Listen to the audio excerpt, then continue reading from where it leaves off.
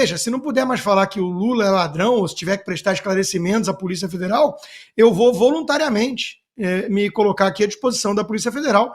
Terei o maior prazer de explicar por que eu chamaria Lula de ladrão, sim, parafraseando Geraldo Alckmin. Fala pessoal, sejam todos bem-vindos. Vamos aqui para mais uma notícia, mais um conteúdo, trazendo aqui novas informações diretamente de Brasília. Vamos com comentários do canal Revista Oeste, já deixando os créditos aqui ao canal do Revista Oeste na plataforma do YouTube. Pessoal, já peço a vocês também que se inscrevam no canal, ativem o sininho de notificação e se puder deixar o seu like, vai nos ajudar muito. Só lembrando a todos vocês que ativando o sininho de notificação, assim que postarmos conteúdo, chegará diretamente em seu smartphone ou em seu computador. E peço a vocês também que comentem aí de qual cidade vocês estão nos assistindo, que é para a gente saber de onde está vindo a nossa audiência. Agora, sem mais enrolação, bora para a notícia.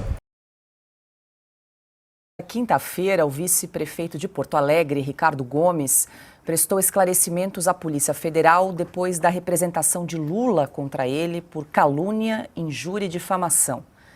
A denúncia do presidente ocorreu depois da divulgação de um vídeo gravado em agosto do ano passado, no evento de lançamento da Frente Parlamentar em Defesa do Conservadorismo da Assembleia Legislativa do Rio Grande do Sul. Sem citar o nome de Lula, o vice-prefeito da capital gaúcha se refere a um político condenado e corrupto. Porque eu vejo um condenado corrupto salvo por seus amigos para disputar uma eleição. Bom, Consta, nós até comentamos trechos aí dessa palestra, dessa declaração do vice-prefeito de Porto Alegre no ano passado, aqui no programa Oeste Sem Filtro. Nós procuramos Ricardo Gomes, mas ele disse que só vai comentar o caso depois do parecer do Ministério Público, mas hoje ele se manifestou nas suas redes sociais para dizer então que ele prestou esses esclarecimentos à Polícia Federal em relação a essa representação que foi oferecida aí pelo presidente Lula. É bizarro, né? Eu vi a nota dele, eu conheço o Ricardo Santos Gomes de décadas de luta por liberalismo clássico no Brasil, e é um sujeito sério, e é triste, né? A Polícia Federal se prestando a esse papel de Gestapo, de Stasi. Teve um outro deputado que disse também que recebeu intimação para prestar depoimentos na polícia por ter chamado Lula de ladrão, e o próprio Nicolas Ferreira está nessa também. Veja, se não puder mais falar que o Lula é ladrão, ou se tiver que prestar esclarecimentos à Polícia Federal, eu vou voluntariamente me colocar aqui à disposição da Polícia Federal. Terei o maior prazer de explicar por que eu chamaria Lula de ladrão, sim, parafraseando Geraldo Alckmin. Então, de novo, né, não é porque houve um malabarismo que culminou em sua soltura que as, abre aspas, provas sobradas, fecha aspas, disse um desembargador entre os 9 juízes e desembargadores que condenaram e reafirmaram a condenação ao Lula, deixam de existir. As provas sobradas estão lá, a condenação estava lá, houve um malabarismo com base no CEP que levou à soltura e depois à elegibilidade de Lula, e alguns ministros do Supremo, talvez um pouco mais animados com todo esse quadro, chegaram a dizer: nós derrotamos Bolsonaro. O que em um país sério seria considerado um crime, a confissão de um crime. Mas isso aí é o Brasil, né, gente? E o Brasil é um país em que gente séria, que diz que ladrão é ladrão, precisa prestar esclarecimento à polícia. Augusto. Imagine se ele disse uma verdade, o vice-prefeito de Porto Alegre é uma bela figura, é um homem que diz coisas muito consistentes, aí, duras, homem corajoso. Agora, vamos lá, eu tô esperando com ansiedade a lista do que pode ou não pode falar. A lista das fake news. Porque é o seguinte, eu acho que o Pasquim faria isso e a Revista Oeste poderia fazer. Nós sabemos o que eles acham que é mentira ou verdade, tá? Algumas coisas. Aí, então a gente solta uma edição com manchetes assim: Lula é a alma viva mais pura do mundo, como Lula já declarou. Ou então, eleições reafirmam solidez da democracia venezuelana. E a gente dá essas matérias e publica. Eles iam apreender a revista por soltar fake news ou eles iam considerar isso aí verdade? Olha a que ponto chegamos no Brasil. né? Lula nunca roubou. Você vai ver assim, tudo que disse o Emílio Odebrecht se deveu à tortura sofrida. Eles teriam que dizer que é verdade, chancelar isso aí. Aí que você põe mesmo o Brasil do avesso e mostra a situação que, olha, não, o Kafka não pensou nisso. Seria considerado um exagerado. O Orwell não pensou nisso. Porque eles transformaram a mentira em verdade.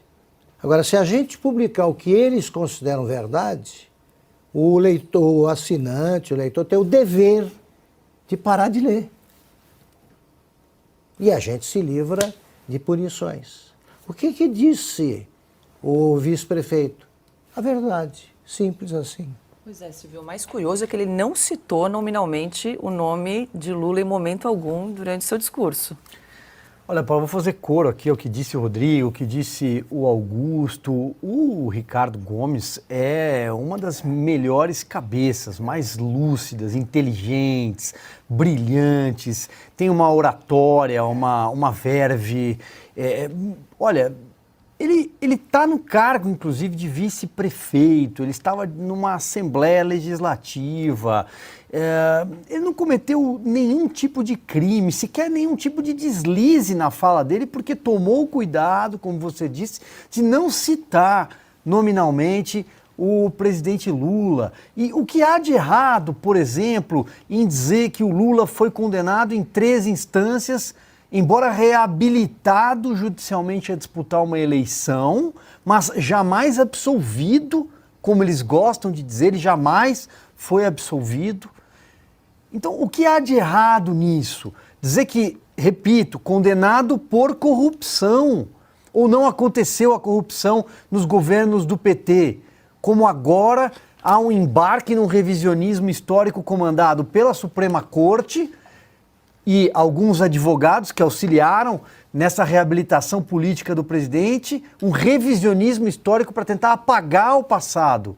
O dinheiro não saiu da Petrobras espontaneamente e foi parar na Suíça. O dinheiro não engordou cofres de políticos. Como disse outro dia o ministro Luiz Fux, aquela foto com mais de 50 milhões de reais acomodados em malas, em caixas de papelão, aquela foto não é mentirosa. Ninguém forjou aquilo não é inteligência artificial, aquilo não é Photoshop, o dinheiro estava lá, foi encontrado, a Polícia Federal precisou de máquinas, equipamento para contar as cédulas. Paulo Roberto Costa, que morreu quando descreveu como funcionava o esquema, Pedro Barusco, funcionário de 3º escalão da Petrobras, que quando pego, quando as digitais apareceram, ele devolveu imediatamente 100 milhões de dólares. Imediatamente. Um funcionário de 3º escalão.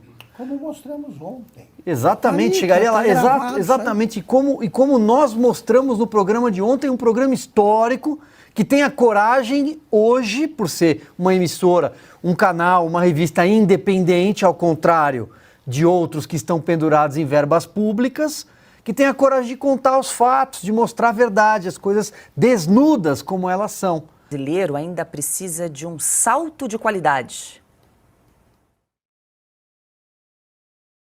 O nosso café ainda precisa de mais divulgação, precisa de mais qualidade, de mais preparo, porque o Brasil, embora seja o maior produtor de café, quem ganha muito dinheiro com café é a Itália e a Alemanha, que são quem faz mais torrefação, quem vende as máquinas mais modernas, quem faz dos cafés, sabe, expresso, que todos nós adoramos. E nós precisamos, então, dar um salto de qualidade para que a gente possa fazer jus ao grau de investimento que a gente fez em tecnologia, em ciência e genética desse país. Bom, Piotr, quero te ouvir. Essa declaração aí do presidente Lula ocorreu durante a inauguração da primeira nova fábrica de fertilizantes em Serra do Salitre, Minas Gerais. Bom, não vai conseguir melhorar o agro. Eu não entendi bem tudo que ele quer dizer, mas vamos lá, né? Não vai conseguir. Bom, isso tudo bem, isso dá para concordar com o presidente Lula nesse momento. Mas vamos lá. Não vai conseguir nada do agro com o presidente da República do país, que depende do agro por uma série de coisas, a começar de manter o dólar em torno de R$5, porque se o agro tirar as exportações da balança comercial, o dólar explode a 10 no dia seguinte. Então, quer dizer, há uma dependência do agro não só pela importância brasileira estratégica de fornecer alimentos para 1 bilhão de pessoas no mundo, mas porque é um negócio que inova a cada dia. Mas você não vai ajudar o agro quando o presidente da República xinga o agronegócio de fascista, negacionista e mau caráter, como o Lula já fez. Aliás, o setor não gosta de conversar com o Lula porque o Lula não gosta do setor. Aí diz assim, o agro precisa melhorar, ele está falando de produtos de valor agregado, que a gente exporta café em grãos e depois compra cápsula de café. Estou entendendo o que é isso. Tudo bem.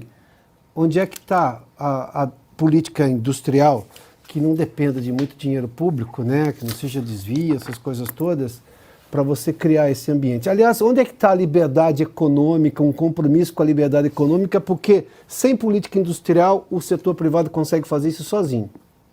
Se você tiver liberdade econômica, se você não tiver insegurança jurídica por decisões do governo, se você não tiver um governo que gasta demais porque isso corta o fluxo de investimento no país, um governo endividado gera um problema não só para ele, governo, as contas públicas, mas também para o setor privado, porque o país entra, obviamente, numa imagem de que você fala, poxa, esse país não é solvente, e você não tem crescimento econômico, bom, a indústria começa a sofrer por tudo isso. A parte do governo é o que o governo não está fazendo, e isso interfere na qualidade do produto industrializado brasileiro, seja de produtos primários que o agronegócio faz, porque o agro não vende mais commodity. O grão de café do Brasil não é commodity, tem muita tecnologia aplicada em campo. Por isso que o café brasileiro é comprado para depois ser transformado em cápsula. Ah, mas eu quero valor agregado, o nome disso em economia é valor agregado. Quero valor agregado que, por exemplo, vender máquina de café. Tá bom, aí são as condições econômicas que o país precisa oferecer. Se a gente olhar para a lógica econômica do governo Lula e para a lógica econômica que tinha antes do governo Lula, desde o governo Michel Temer e os anos do governo Bolsonaro, foi exatamente no sentido contrário de acabar com a industrialização, dificultar o trabalho do agro, dificultar o trabalho da agroindústria ou de qualquer coisa relacionada ao agro para poder ter esse passo maior, ou seja, essa subida de patamar. O presidente Lula precisa trabalhar no que está ao alcance dele, no que é dever do governo dele.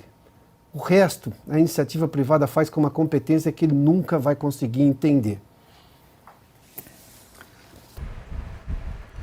É isso aí, pessoal. Até isso não pode mais falar mal do Lula. Na verdade, falar mal não, né, pessoal? Falar a verdade. É o que eles estão tentando há tempos. É só você perceber, olhar bem. Eles querem fazer uma lavagem cerebral, mas não existe. Não tem como esquecer tudo que aconteceu, esquecer tudo que o Lula fez, né, aqui no Brasil em relação à corrupção, né, o tempo que ele ficou lá retido, lá em Curitiba. Então, eles querem que a gente se esqueça disso as forças, né? Mas não tem como. Por mais que tentam colocar a Lava Jato como errada, por mais que tentam colocar o Lula como inocente, isso não existe. É uma coisa que não existe, vai estar gravado na mente das pessoas para sempre. Os eleitores do Lula podem até fingir que não se lembram de tudo que aconteceu, podem fingir que o Lula foi inocentado, mas as pessoas corretas, né, nunca vão esquecer. E ali o rapaz que criticou o Lula está certíssimo, né? Não citou o nome do Lula, mas mesmo assim, né, ele parece que a carapuça já serviu para ele mesmo. Eleições na Rússia, a população vai às urnas em votação que deve confirmar novo mandato de Putin. Mais um mandato dele. Pessoal, se não é inscrito, se inscreva no canal, deixe seu like, comentem aí o que acharam desta notícia, né? Essa notícia que às vezes faz a gente rir, né? Então, assim, metade da 60 milhões, metade da população terá que, né, prestar contas à PF, porque todo mundo chama ele pelo apelido dele, né? Pessoal, já peço a vocês novamente que se inscrevam no canal, deixe seu like, seu comentário. Isso ajuda muito o canal a crescer, pessoal. Seu like ajuda muito, porque o YouTube entende que somos relevantes, né? E entrega o nosso conteúdo para mais pessoas. A sua inscrição ajuda o canal a crescer. Então, assim, eu sei que é chato todo dia ficar pedindo para vocês se inscreverem, deixarem seu like, seu comentário, mas isso ajuda muito o canal aqui dentro da plataforma. Desde já agradeço a presença de todos vocês e até a próxima.